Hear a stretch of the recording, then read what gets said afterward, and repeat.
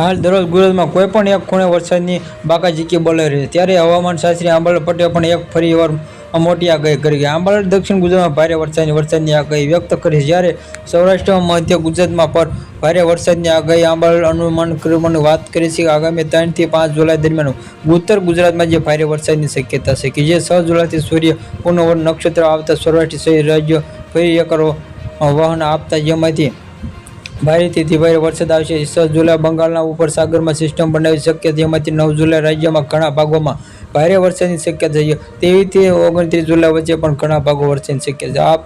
હવામાન વિભાગે 3 જુલાઈથી રાજ્યમાં જે 2 જિલ્લામાં બનાસકાંઠા સાબરકાંઠા ઓરેન્જ એલર્ટ જાહેર કર્યું. અતિ ભારે વરસાદના જે અગાઉમાં 13 જિલ્લામાં યલો એલર્ટ આપવામાં આવ્યું છે, જેમાંથી સિવાય 4 જુલાઈમાં વલસાડ, નવસારી, દાહોદ, અરવલ્લી, ભાવનગર, અમરેલી, ગીર સોમનાથ યલો એલર્ટ આપવામાં આવ્યું છે. Subscribe my channel, like, share.